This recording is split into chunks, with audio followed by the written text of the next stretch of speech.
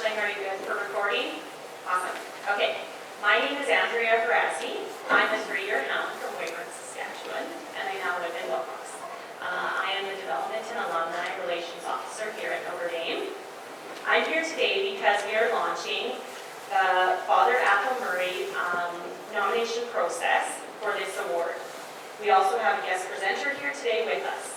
So we hope that this presentation will bring light to how Pere strongly influenced those around him, and he remains an inspirational force today. Each year, the Notre Dame alumni will present a current grade 11 or 12 student with this Father Athol Murray Award. This prestigious award is presented to a student who, over the course of the academic year, best exemplifies the characteristics, principles, and ideals of Pere.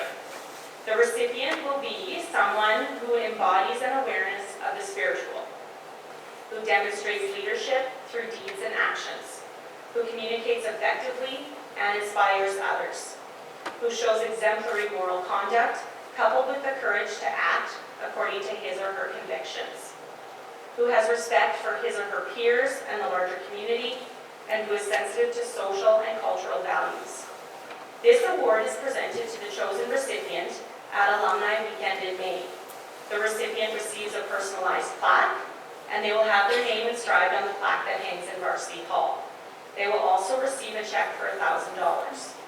There are a few important details that I want to bring to your attention. So everyone here, students, faculty members, staff, you are all expected to nominate one student for this award. Nominations will be submitted through an online process. They will be directed anonymously to an alumni, Tom Shoebridge, class of 1962. He is the chair of the Father Athol Murray Award Selection Committee. Nominations will be made by April 8th, and you will receive an email with all of these details, but please reach out to myself or anyone in our department if you have any questions. This is an exciting process, and I'm really honored today to introduce our guest speaker, Bruce Clements. Bruce has a long list of accomplishments, and I don't have enough time to go through all of them, but I will highlight and do the best I can. Bruce is a Notre Dame alumni, having completed his grade 11 and grade 12 with a class of 1967, which means that if he comes back for Alumni Weekend in May, he will be celebrating his 55th high school reunion, which is an amazing testimony to this school and to Pere and the influence they have on the individuals. After high school, Bruce stayed in Wilcox and took 3 years of arts under the guidance of Pere. He graduated with a Bachelor of Arts in 1970. The following year, he went to St. FX, or St. Francis Xavier University. He was a goaltender for the university men's hockey team, and he received his Bachelor of Education while he was there. He then came back to Wilcox and spent his first 2 years of his teaching career at Notre Dame. He married my dad's sister, so I have called him Uncle Bruce for my entire life. He is a lover of cards, competition, and joking around. He was a player, a coach, and an official, and he's been involved in a variety of sports, including but not limited to hockey, football, baseball, lacrosse, track, golf. He served on different boards in his community, town council, and was instrumental in starting the referee supervision program with the SHA, now Hockey Saskatchewan. In 2014, he was inducted into the Saskatchewan Hall of Fame. He taught grade 7 through 11 for almost 30 years in Shelburne, Saskatchewan, and he continues to do contract teaching work in his retirement. We are extremely thankful that he's taken the time to prepare some thoughts as he spent 7 years here in Wilcox while Pere was here. Please help me in welcoming our guest speaker, Bruce Clements.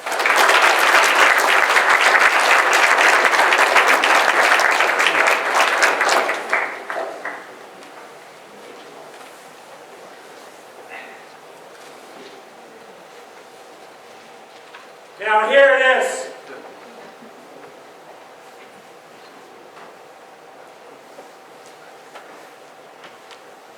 I'm a bit nervous right now because I'm sure I know there's some of you sitting out there thinking, who the hell is this old fart yelling those 3 words out there?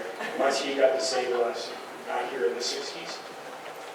Well, I would relate the significance of those 3 words to me as I share with you the importance of Father Athol Murray, better known as Pere, in my life. And I believe my role here today is threefold. First, to start the kickoff, as Andrew mentioned, to the Father Athol Murray Award that will be presented to one of you during the Alumni Weekend in May. Secondly, as a former student and a staff member, to tell you about Pere and the ideals this award stands for, and how by attending Notre Dame, I became better prepared to fulfill my role as a Canadian citizen. I believe I can only relate that to you by sharing my personal story. It'll be very simple, right down to earth, and not by reading excerpts of books that tell you all about Pere, that you have access to in the archives. That would be boring. I'm not here to brag or boast. Those who truly know me know that's not who I am. And thanks for the introduction, Andrea. I'll just clarify one, the Saskatchewan Hall of Fame is the Saskatchewan Hockey Hall of Fame. There's a difference between the two. That's okay. Yes, I played for the St. X hockey team. Yes, in my last year at Notre Dame, I received the Leadership Award. And I received a number of provincial and teaching awards through my career. And being in the Saskatchewan Hockey Hall of Fame. But you won't see my picture or sweater hanging in any rink or any building, because that's not who I am. If anyone should be, any picture of someone should be there, it should be my wife. My wife Diane, who's a Notre Dame Hound girl. If it wasn't for her, I wouldn't have been able to do all the things I did, because we had 5 kids, and she did a tremendous job of raising them, because I was never home most of the time. And what I'm most proud of, though, is being a Notre Dame Hound. And because Pere changed my life by helping mold me into the person I am today. And when I say Pere, I also mean the spirit of Pere through the staff and the classmates I had when I attended and taught here. And when I say staff, I mean the maintenance staff and everything. Terry McCary was a maintenance person back then. They all were part of that life too. We were all one family. And they were a reflection of what Pere stood for as well. And finally, the third thing I'm here for today is hopefully to inspire each of you to nominate at least one student that you feel best exemplifies the many characteristics, principles, and ideals of Pere, the founder of Notre Dame College. I have my notes. My wife has always told me, have your notes first, because otherwise you're all over the place telling different stories. So I've got to follow my structure here. For a moment, I want you to think for a moment, what brought you to Notre Dame? What's your reason for attending? Was it because your parents came here, or you had a brother or sister, maybe a friend attending, or maybe to be a better athlete? Or maybe there's a better education offered here than you got back home.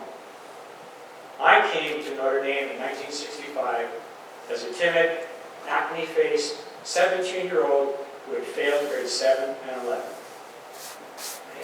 I lived in Pere, at the time. My dad was in the Air Force, which meant we moved every 3 or 4 years, and I hated that as a young person. And my parents were at a loss what to do with me. It was one of my sister's ex-boyfriends, who I think failed grade 9 for the second or third time, was heading off to Notre Dame. A lot of us that came to Notre Dame back then were people that weren't doing very well in life. And I think I was a good kid. I wasn't a discipline problem. I loved sports, and I hated school. It's sure if they did testing back in those days, I'd been an ADH kid somewhere along there. I just wanted to sit at the back of the class, not be noticed. First one out at recess, so I could get out playing sports. My mom cried when I heard my dad drop me off here in Notre Dame. Pretty old buildings back then, we called them shacks. Bunk beds with broken springs, mattresses that were ripped open in places, boards in some of the windows. Then the new boy, old boy system. And if you think about the cold weather we've had here for the last 4 or 5 weeks.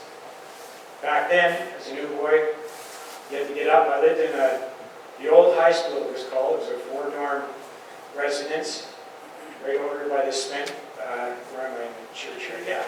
Smith building that was a chemistry, that old chemistry lab back then. We made it into what we called the cup later on, where we hosted little sing-alongs and everything like that. But back then, all we had was cold water there. And down where Fred Hill and Max Bell are, there was other shacks there too, and where we had to, you could do your laundry, that's where there was hot water. So as a new boy, one of our jobs was carrying 5-gallon pails of water, hot water, from there all the way down, past Varsity, past, used to be Customer Hall, I think, it's the President's Hall now, so that old boys could take the 5-gallon pail of water, throw it on each other and wash themselves off, go get some more. And when it was 40 below and there was drifts there, it was a challenge, okay? It was tough back then. Meals were awful, and there were kids that quit. I stayed because of my parents and what they were trying to do for me. And we had compulsory hall back then, an hour before supper, an hour after supper, and I remember Cy McDonald, my English teacher, my second year here, my second week here, didn't have my English work done. He kicked me and another kid out in the hallway. About 5 minutes later, he'd come out, grabbed us both by the collar. He was a strong man, and lifted us up, banged us against the wall so everybody else in the room could hear it. Don't you ever come back into my class again without your homework done. Understand?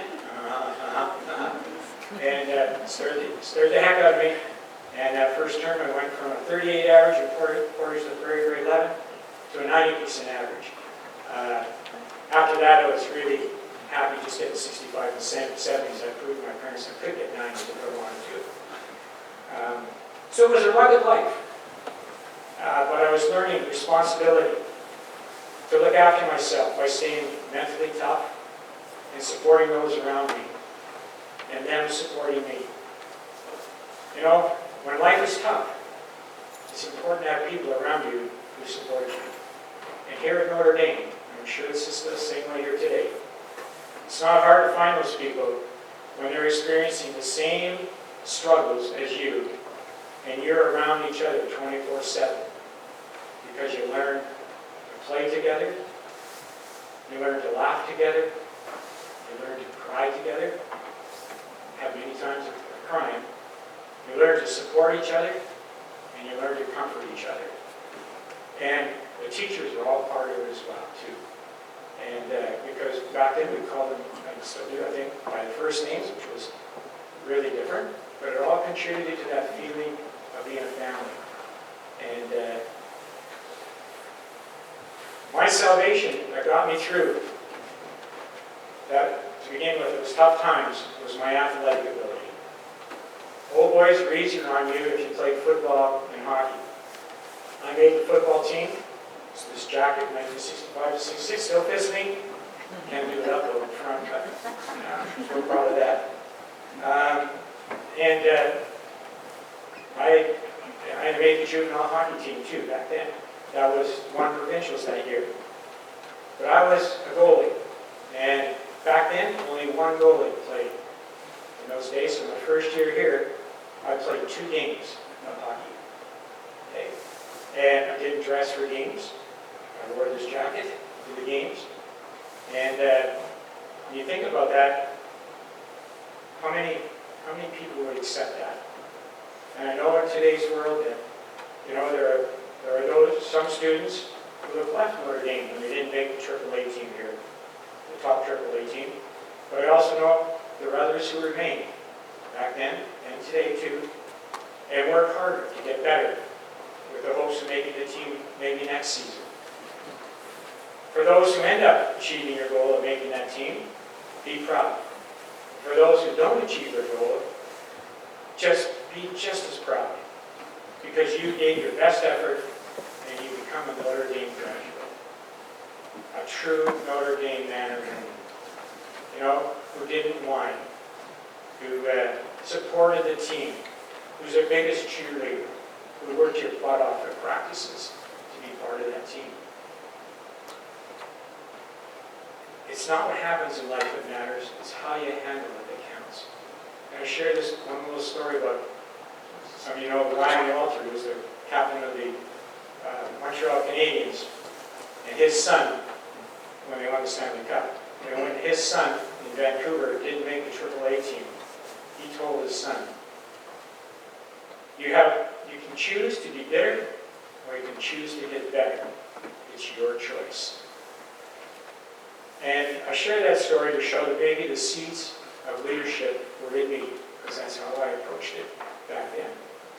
And this is where Pere comes into my story. Okay? About 3/4 of the way through my first year, someone said, Pere wants to see you in his office.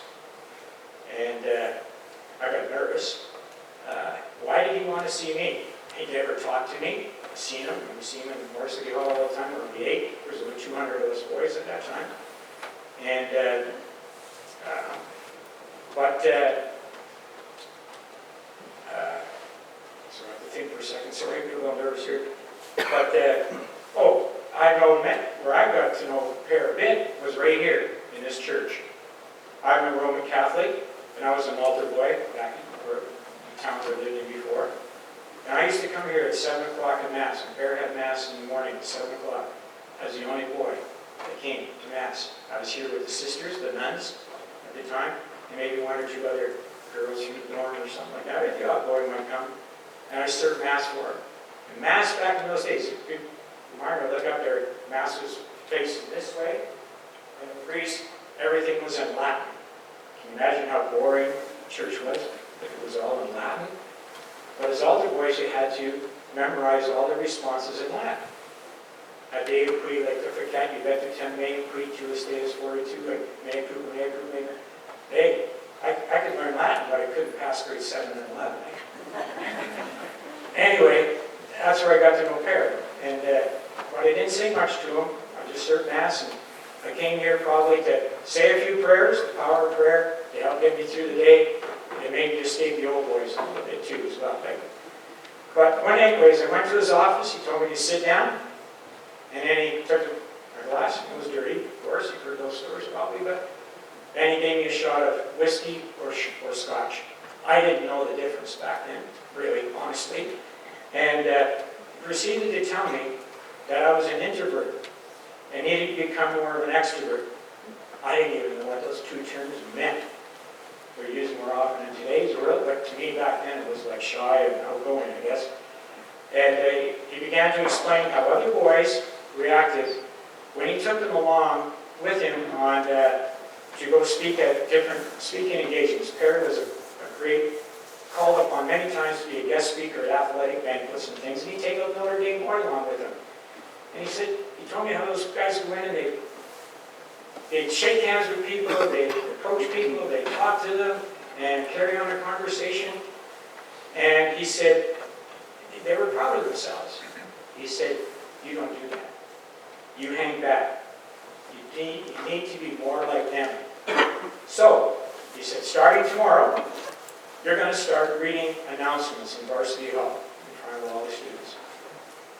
I froze. I was terrified at that moment. But there was no argument with Pere. I didn't sleep that night. And the next day, lunchtime, time to give announcements, I started to read the announcements. All of a sudden, he stopped and yelled. It's my family. And they were a reflection of what Pere stood for as well. And finally, the third thing I'm here for today is hopefully to inspire each of you to nominate at least one student that you feel best exemplifies the many characteristics, principles, and ideals of Pere, the founder of Notre Dame College. I have my notes. My wife has always told me, have your notes first, because otherwise you're all over the place telling different stories. So I've got to follow my structure here. For a moment, I want you to think for a moment, what brought you to Notre Dame? What's your reason for attending?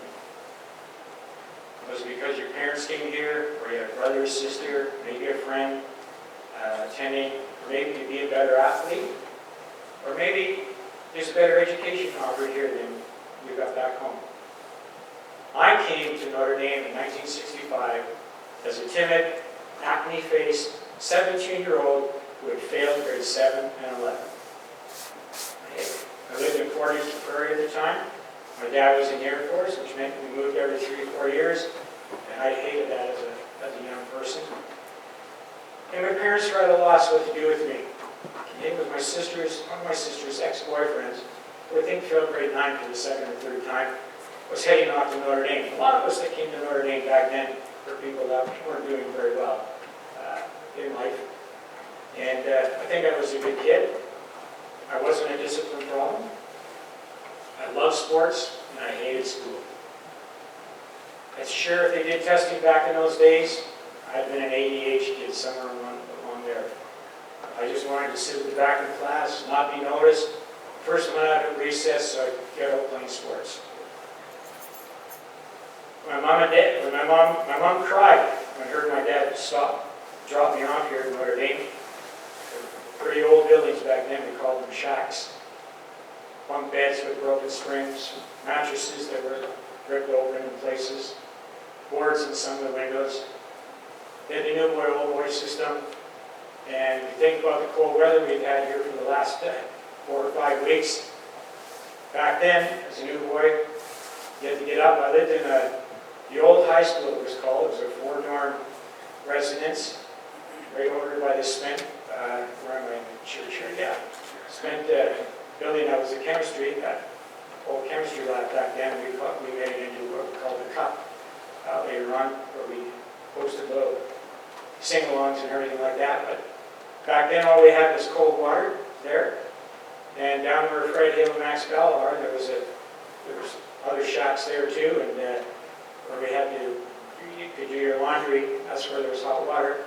So as a new boy, one of our jobs was carrying 5-gallon pails of water, hot water, from there all the way down past Varsity, past used to be Customer Hall, I think it's the President's Hall now, so that old boys could take the 5-gallon pail of water, throw it on each other, and wash themselves off. We'll get some more. And when it was 40 below and there was drifts there, it was a challenge. Okay, it was tough back then. Meals were awful, and there were kids that quit. I stayed because of my parents and what they were trying to do for me. And we had compulsory hall back then, an hour before supper, an hour after supper. And I remember Cy McDonald, my English teacher, my second year here, my second week here, didn't have my English work done. He kicked me and another kid out in the hallway. About 5 minutes later, he'd come out, grabbed us both by the collar. He was a strong man, and lifted us up, banged us against the wall so everybody else in the room could hear it. Don't you ever come back into my class again without your homework done. Understand? And scared the heck out of me. And that first term, I went from a 38 average in Portage to grade 11 to a 90% average. After that, I was really happy just getting 65 and 70s. I proved my parents I could get 90s if I wanted to. So it was a rugged life. But I was learning responsibility to look after myself by staying mentally tough and supporting those around me and them supporting me. You know, when life is tough, it's important to have people around you who support you. And here at Notre Dame, I'm sure it's just the same way here today. It's not hard to find those people when they're experiencing the same struggles as you, and you're around each other 24/7, because you learn to play together, you learn to laugh together, you learn to cry together, have many times of crying, you learn to support each other, and you learn to comfort each other. And the teachers are all part of it as well, too. And because back then we called them, and still do, I think, by the first names, which was really different, but it all contributed to that feeling of being a family. And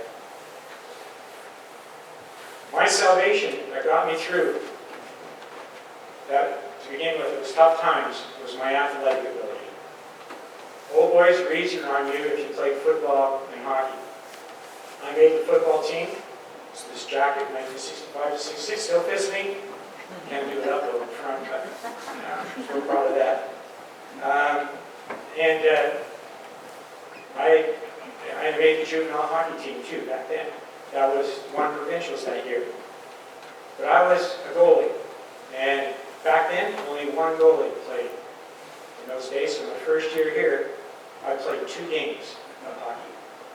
Okay? And I didn't dress for games. I wore this jacket to the games. And when you think about that, how many people would accept that? And I know in today's world that, there are some students who have left Notre Dame when they didn't make the AAA team here, the top AAA team. But I also know there are others who remain back then and today too, and work harder to get better with the hopes of making the team maybe next season. For those who end up achieving your goal of making that team, be proud. For those who don't achieve their goal, just be just as proud, because you gave your best effort and you become a Notre Dame graduate. A true Notre Dame man or woman, who didn't whine, who supported the team, who's their biggest cheerleader, who worked your butt off at practices to be part of that team. It's not what happens in life that matters, it's how you handle it that counts. And I share this one little story about, some of you know Ryan Walter, who was the captain of the Montreal Canadiens, and his son, when they won the Stanley Cup. And when his son in Vancouver didn't make the AAA team, he told his son, you can choose to be bitter, or you can choose to get better. It's your choice. And I share that story to show that maybe the seeds of leadership were in me, because that's how I approached it back then. And this is where Pere comes into my story. Okay? About 3/4 of the way through my first year, someone said, Pere wants to see you in his office. And I got nervous. Why did he want to see me? He never talked to me. I've seen him. We've seen him in the varsity hall all the time. There were 8. There was over 200 of us boys at that time. And,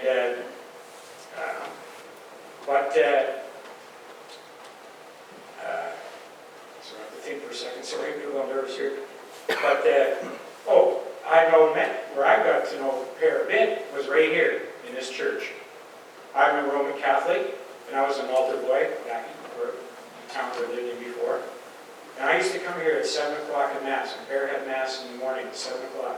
I was the only boy that came to Mass. I was here with the sisters, the nuns at the time, and maybe 1 or 2 other girls from the dorm or something like that. The odd boy might come. And I served Mass for her. And Mass back in those days, Margaret, look up there, Mass was facing this way, and the priest, everything was in Latin. Can you imagine how boring church was if it was all in Latin? But as altar boys, you had to memorize all the responses in Latin. A Deo qui, like the Ficat, you bet the 10 mea qui, tuus Deus 42, like mea cu, mea cu, mea. Hey, I could learn Latin, but I couldn't pass grade 7 and 11. Anyway, that's where I got to know Pere. And but I didn't say much to him. I just served Mass, and I came here probably to say a few prayers, the power of prayer, to help get me through the day, and maybe just save the old boys a little bit too as well. But anyways, I went to his office. He told me to sit down, and then he took a glass, and it was dirty, of course. You've heard those stories probably, but then he gave me a shot of whiskey or scotch. I didn't know the difference back then, really, honestly. And proceeded to tell me that I was an introvert and needed to become more of an extrovert. I didn't even know what those 2 terms meant. They're used more often in today's world, but to me back then it was like shy and outgoing, I guess. And he began to explain how other boys reacted when he took them along with him on to go speak at different speaking engagements. Pere was a great, called upon many times to be a guest speaker at athletic banquets and things, and he'd take a Notre Dame boy along with him. And he told me how those guys would win, and they'd shake hands with people, they'd approach people, they'd talk to them, and carry on a conversation. And he said, they were proud of themselves. He said, you don't do that. You hang back. You You need to be more like them. So, he said, starting tomorrow, you're going to start reading announcements in Varsity Hall in front of all the students. I froze. I was terrified at that moment. But there was no argument with Pere. I didn't sleep that night. And the next day, lunchtime, time to give announcements, I started to read the announcements. All of a sudden, he stopped and yelled. Stopped and yelled. Now hear this! And the place went silent. Nobody moved. That's how you get their attention. And you yelling notes. That's how you get their attention. I was completely embarrassed at that moment. I just wanted to run and hide. I was probably ready to cry, pretty close to it. But, you know, those 3 words, that was the start of changing my life. Because I had to do that every day, and I got better at it, and it became more comfortable. I would never imagine myself standing in front of all you people here if it hadn't been for Father Murray. And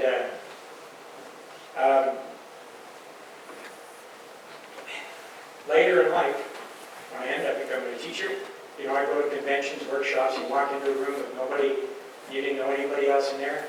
I always found myself thinking of him and moving and wanting to find someone to talk to and introduce myself. And if I was hesitant at all of a sudden it was like I felt this ear pulling towards somebody to talk to. That's the influence that Pere had on me. And because Pere saw in me what I didn't see in myself. Someone with potential. I just needed a push, a kick in the rear, you could say. Because Pere saw that God had a plan for me.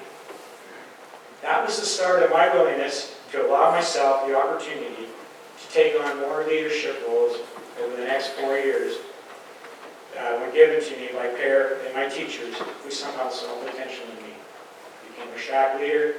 I became head of the kitchen staff on weekends. Yeah, back then our cook, we didn't get great meals. Our cook, we had weekends off and the students made the meals. And I was the head old boy that charged those new boys and we made the meals. And I was in that position. And then my 3rd year of arts, when our dean of the residence quit after Christmas, Pere, the staff asked me if I would go in, and I was in 3rd year, if I would run the residence and look after them, and they wouldn't charge me anymore for my tuition. I think tuition back to me in those days was like $400 to $600, so it wasn't a lot. We didn't get a lot of food either. Anyways, as a result, you know, I received the leadership award in my in that grad year. My class had a lot of good leaders in it. And I'm going to mention a few of these individuals. They won't be nothing to you. Some of them might, but they were very important to me in my time. We had a class of 14. But we were a great leader class. We really were. People like Terry Cooney, Paul Policho, Steve Markey, Cy Jennings, Michael O'Brien, Dave Steele, Terry Barton, and some of the girls, Jane Bauer, Christy Burton, who's now Christy Flaman. And in fact, that year, 11 members of the student council, and 9 of them were from my class. And I wasn't one of them. But I just wanted to share with you that one of the first characteristics of this award that you're up for, all of you are, is that I want to talk about leadership, a little bit about leadership. We know there are many ways to define leadership, but I'd like to focus on the characteristics that are developed from attending Notre Dame that were established by Pere, and where the Notre Dame lifestyle provides the ideal setting for these qualities of leadership that blossom. And I'm sure that the staff here today, present day today, still keeps that setting possible for these qualities that blossom. And because Pere truly cared about every individual, who has always given us a passionate speech weekly about our potential. And it always started either during lunch or at supper or in Varsity Hall, and all of a sudden you'd hear, "Gang!" And he'd get up and he'd have his hands tucked in his back pockets and a cigarette hanging from his mouth. And he would start to talk to us about being a proud Canadian. Maybe talking of loyalty. Maybe always giving your best, how to always give your best. How to show passion and desire. How to be committed. Never quit. Show team loyalty, win or lose. And be humble. And he always told those stories. Each one was different of those topics. And he always told them by referring to some world leader, like Winston Churchill, he always referred to, or Canadian leader, John Diefenbaker, or sports personalities like Gordie Howe, Johnny Bauer at the time, or his favorite, Ron Lancaster. Or even sometimes it might be, hey, gang, did you see number 16 last night? Did you see the desire he showed on the ice or on the football field? And so proud of that. And that's what he did. Every human life is insignificant until you yourself make it great. I'm sure all of you have seen that quote. I have a picture of Pere and that quote underneath. That's his quote that I've looked to many times in my life when I was feeling down or needed a little spurt. And you think about that quote for a moment. Now you're Notre Dame people. That should become part of your life. And always think of that when you're thinking your self-worth is low or something along those lines, whatever it may be. Because that's Pere talking to you. Pere understood men. He was conscious of the great potential that every one of us has. And what he taught us was that you don't have to be the brightest. You don't have to be the best or the most noticeable person to be a leader. I'm a great example of that. You just have to have compassion, enthusiasm, initiative, and do what's best for the common good. It's not who you are or what you do, but what you have. And it's so important to care about your fellow man or woman. And, think about your leaders around you here today, in this room. It's easy to show leadership when things are going well. But it's tough when it's not. And that's where the real leaders stand up. And it's about being leaders in life. So think about who those leaders are right now. And we talk about this award. I'll share this right now. I wanted to, when he talked about being, when I talked about being a Canadian citizen, he talked about our commitment. When it's time to vote, you vote. You're Canadian, you vote. And when it comes time to vote for a leader here this year, you got the next couple of months to work at it, is don't get together and decide, who are you going to vote for? Who are you going to vote for? Make it personal. Who's that person that's, when we're finished talking about all these qualities, that fits for you? And whether it takes, when you fill out a nomination paper, I haven't seen anything, but you don't have that much to say. I don't care if you got one paragraph to say about that person, or you got 10 paragraphs. It's all important. Make your commitment as an ordained how to this award. I'm thinking of someone, as Andrew mentioned, grade 11 or 12. Another significant aspect of the award that Andrew referred to, that I want to spend a little time on, is the aspect of the spiritual nature of life here at Notre Dame. Pere, Father Jim, and certain staff members taught me the importance of the spiritual in my life. It sure helped me through some difficult times. I honestly don't know what church or religion you students belong to, but it doesn't matter. As Pere taught me and others, as long as you possess Christian character, that's the key. Pere talked about making God your partner. And even, I'll refer to a few things. A pamphlet here called Notre Dame's Partners, probably in the archives. And a great little thing. Pere was always great for making up these little glossy booklets and Christmas cards and everything like that. I'd sure hate to have been the accountant for looking after the books for Pere back then. Struggled for money and everything, but he was always coming up and somehow getting these things printed. which was great, which was awesome. But Pere talked about making God your partner. How does one do that? I don't have the answer, but I do know that it doesn't have to be flashy. It can be very private or somewhere in between. It's a commitment to God's laws. It's an attitude of faith. It's a friendship developed through prayer. And I really appreciate seeing the people get together and have to pray at a situation like that. I think that's really important. It's a way of life. To he who does what in him lies, God will not deny his grace. I'm going to rephrase that again too.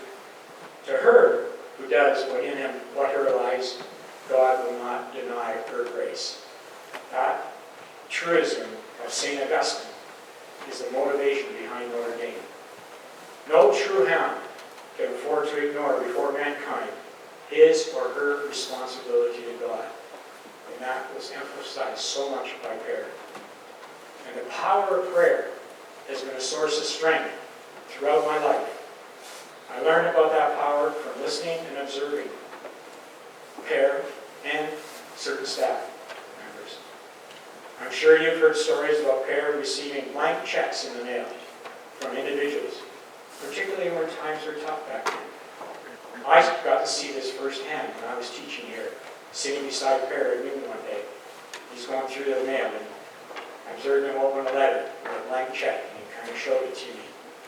He just smiled and chuckled. I'm sure he was saying inside what he said to all reporters who asked him about this situation. I leave the whole damn thing to Almighty God. Pere lived on hope. Miracles do happen. When I look back on my life, I realize there are many situations where God played a major role, and there was a reason for those things happening the way they did. When I was finished grade 12, I had no idea what I was going to do. I was thinking of joining the armed forces. My dad was in the armed forces. I was walking between varsity and Lane Hall, because that's where we had some classes up there at the time. And I met Chris Mansbridge, who was a special man in my life. He was the dean of the arts program at the time. And I met him, and he said, Bruce, what are you doing next year? And I said, I'm not really sure. Chris, maybe join the Air Force. And he looked at me and he reflected for a moment. He said, Bruce, you're a people person. Think twice about that. So I said, what should I do then, Chris? He said, come back and take the 3-year arts program and find out who you really are. I said, okay. So I signed up. I come back to the 3-year arts program. At the end of the 3-year arts program, people were heading back to their hometowns or furthering their education. My dad got transferred from Port of Pere to Camp Ward, Ontario. Where the heck was I going to go? Walking down that same street again, and I met Hugh Huck, who was a teacher and my hockey coach. He said, Bruce, what are you doing next year? Don't know. You really don't know. Why don't you go to St. Next and play hockey? I know the hockey coach. I'll give him a call. And Terry Cooney's going there. He's going to be playing football. You should go too. I said, me? Being a teacher? I hated school. School was tough for me. Well, if you can get me in, sure. I got in. Went down there, played hockey, got my education degree. At the end of my education degree, Terry was applying to Calgary, people going these other places. I didn't know what I was going to do. One of the guys I played hockey with was from Corner Brook, Newfoundland. He said, why don't you come there and you can teach there kind of. And all of a sudden that night I got a phone call. It's from Hugh Huck. What are you and Terry Cooney doing next year? He's applying to jobs here and I haven't decided yet. Why don't you come back to Notre Dame and teach? I said, well, I'll talk to Terry. So we had a chat, and we came back to Notre Dame. And unfortunately, it wasn't a plan. Once again, things happen for a reason. And that's another story for another day. When Terry and I left Notre Dame 2 years later, but I was now married. Terry was getting married. This is after her first year teaching, and it was during her second year. And I need to share just something light here for a moment, because I talked earlier about my wife Diane. And I've never told this story in public. A few people have heard it, maybe some of the, I don't know if any of the staff have ever heard this story, but I'm not going to worry about time here, but I think You need to hear this story. My wife Diane was in first year arts when I came here to teach my first year. She'd been here in grade 10 and 11, but then her parents, she was from Alfred, Saskatchewan, and her parents moved to Calgary, so I don't think they could afford to send her here, I guess, for the year. And I went away to St. Augustine here. When I come back, she's in first year arts. You have to understand, and I want to clarify this story about the nuns, the sisters. We're pretty rough on them. The boys are pretty rough on them back in the day. And the girls in the residence were well looked after by those sisters.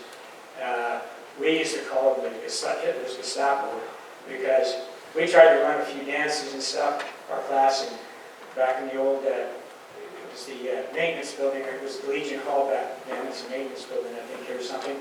We'd fix it up so we could have a dance down there, talk the sisters in and let us go, the girls come and everything, and you get in there, you dance with the girls, and all of a sudden there's this arm come between you like this, and one of the sisters, you guys are too close, too close. And these are girls that are in high school and arts both, and they had curfews and everything, and all of a sudden the middle of dance, the music went off, and they lined up all the girls and marched them back. We were dancing too close to the girls.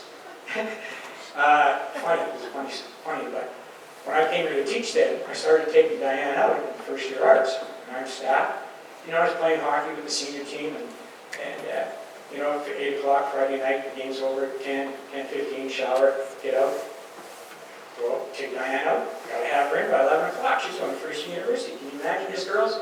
That you had a curfew, you had to go in at 11 o'clock, and I said, I want to take her out there, you know, and everything.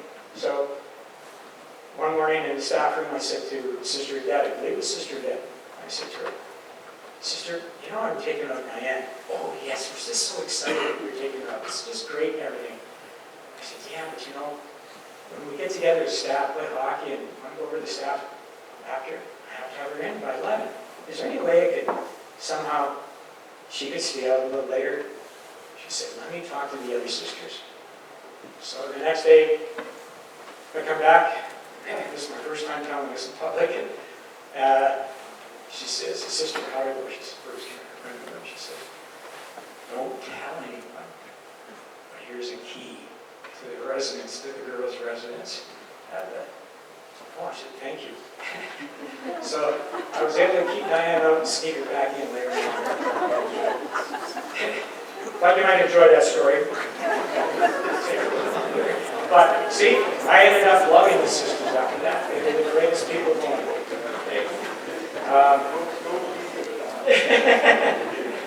Anyway, I definitely, you can see, believe in divine intervention in my life with God. And don't get me wrong, though. In life, there's times when you don't agree with what God's done and what's taken place. And there's times I doubted God. And I just want to share two of them with you. And just show you that.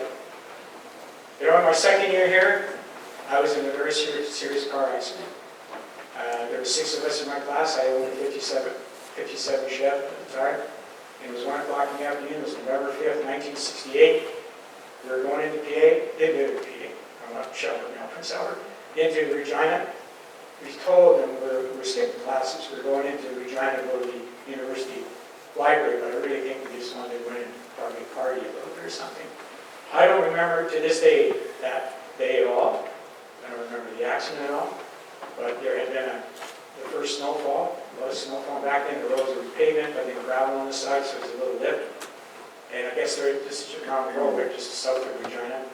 And I guess there had been a bank robbery, and this RCMP car was behind this car coming our way. The guy was a little nervous, kind of pulled over a little bit. I was spun out in front of us, and we hit it. I guess I swung real quick.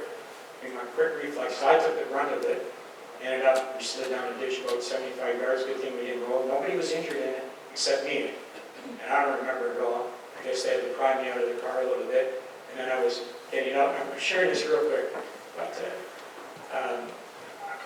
I don't remember it. But my roommate who was with us said, I got to go to the bathroom because you can't. There's people all around. And but I had to. And I started passing blood. And what happened is my pelvis was broke right in half. I guess that every time I walked, it was going up inside me, which would have killed me really quick. And a hearse came along, and they threw me in the hearse. And I ended up in traction. I was in the hospital for 3 months. And that's a whole other story of the impact of life and everything. But I was in traction for 3 months and, 2 months. And after 6 weeks, traction means I had this bar they put through my knee here, and they attached weights to it. I lay on my back the whole time, and a gear shift had gone through this knee, and my jaw had been broken in 7 places. My teeth were shoved up in here, and they had pulled me out. I got a little metal plate here, and I had a Pere diet for 2 months, basically, and I was in the ward there at the Grey Nuns Hospital with 1,900 beds in it, which it turned out to be a blessing for me. But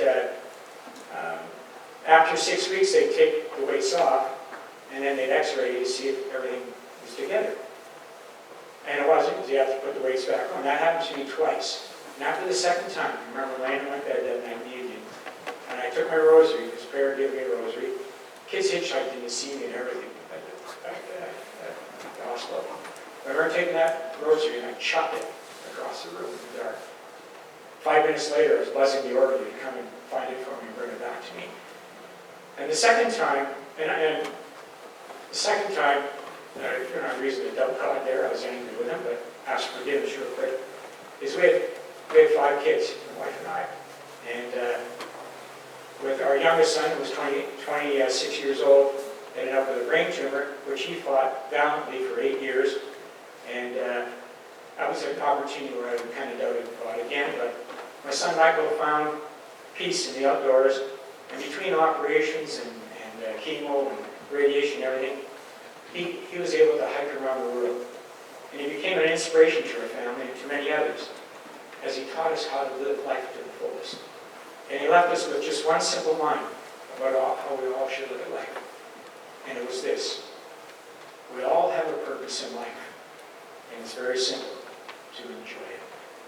Whatever it is you're doing, enjoy it. So now you can see how that quote, when I said before, that it's not what happens in life that matters, it's how you handle it that counts.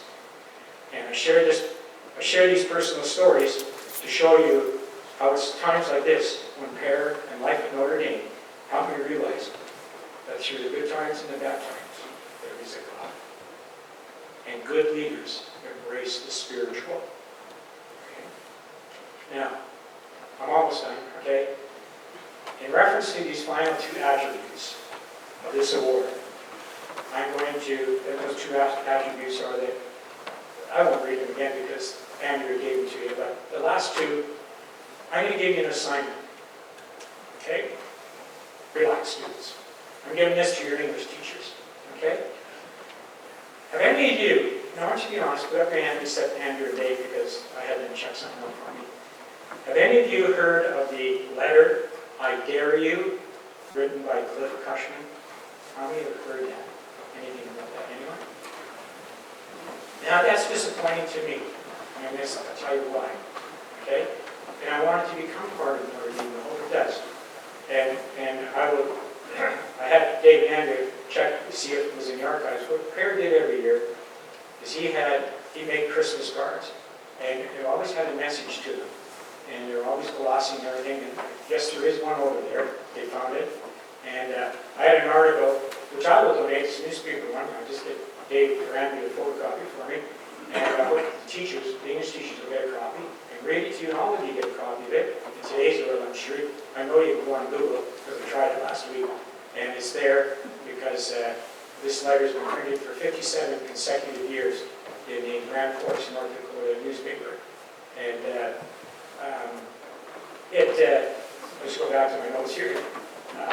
The reason I'd like the teachers to get a copy and read it to you, and maybe hold a little discussion, in order to help you reflect over the next couple of months on who each of you are going to nominate for the Father Athol Murray Award.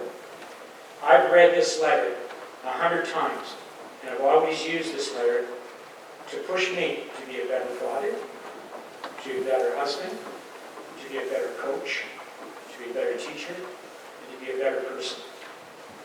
And to give you a little inkling of what this letter is about, I'm going to refer to the editorial that this came from the newspaper, Lori Artis, who was the sports editor of the day for the Reader Post back then, and read a couple excerpts from it, just to give you an indication that I'm sure there's going to be a number of you that are going to make this part of your life and carry it with you, this letter.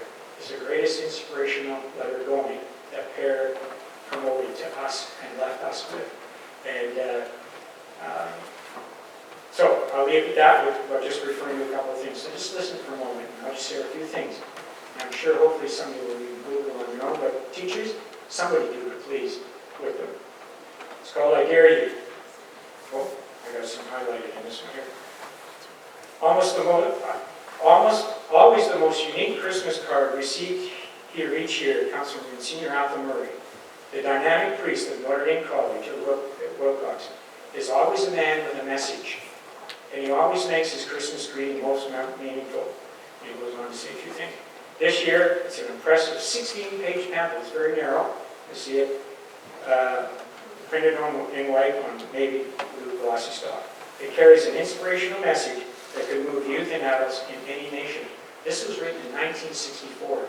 This letter fits you people today too. You might just want to change a couple of social conventions, but it fits you today too. And he said it comes from a widely circulated letter by Cliff Cushman to the students in Grand Forks, North Dakota High School. He was captain of the 1960 track team at the University of Kansas and won a silver medal in hurdles that year at the Olympics in Rome. The letter entitled I Dare You was written in 1964 after he failed to qualify because of something that took place. You can read about it. And since 1966, he's been officially listed as missing in action in Vietnam. And he was never recovered. He says, don't feel sorry for me. I feel sorry for some of you and a few other things. This is not to say that everyone is capable of making the Olympic team. However, each of you is capable of trying to make your own personal Olympic team, whether it is on the high school football team, the glee club, the honor roll, or whatever your goal might be. More than 15 years ago, I saw a star, first place at the Olympic Games, and he refers to a few things. I know I may never make it. The odds are against me, but I have something in my favor, desire and faith. At least I'm going to try. How about you? Would a little extra effort on your part bring up your grade average? Would you have a better chance to make the football team if you stayed an extra 15 minutes after practice and worked on your blocking? Let me tell you something about yourselves. You are taller and heavier than any past generation in this country. And he goes on to say a few things. And he says, I dare you. I dare you to clean up your language. I dare you to honor your mother and father. He goes on to listen to other things. I dare you to look up at the stars, not down in the mud, and set your sights in one of them that up to now you thought was unattainable. There's plenty of room at the top, but no room for anyone to sit down. Who knows? You might be surprised at what you can achieve with sincere effort. So, in closing, I just say to you, God bless each one of you, and I dare you to make yourself significant as you go through life and see yourselves as great. That's the way Pere wants you to be.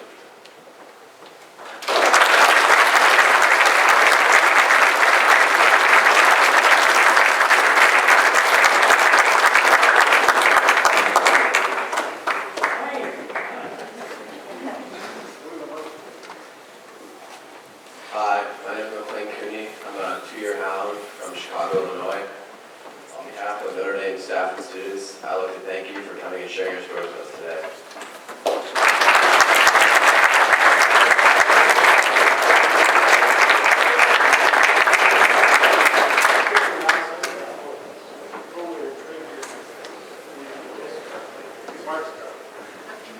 The mic in the way.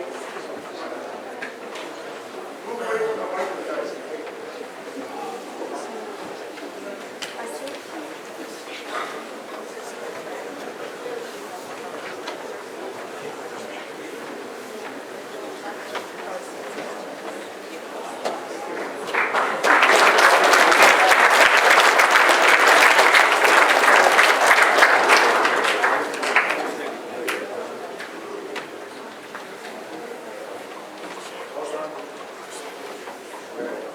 I would like to quickly thank Tom Shoebridge.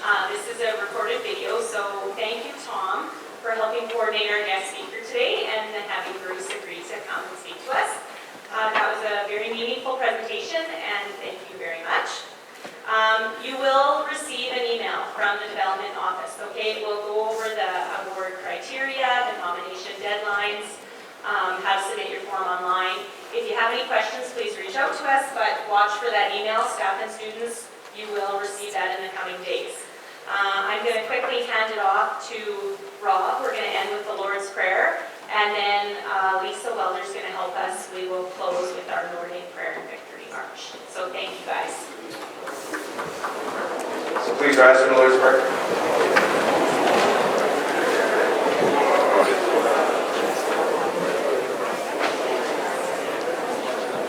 All right, all together, please.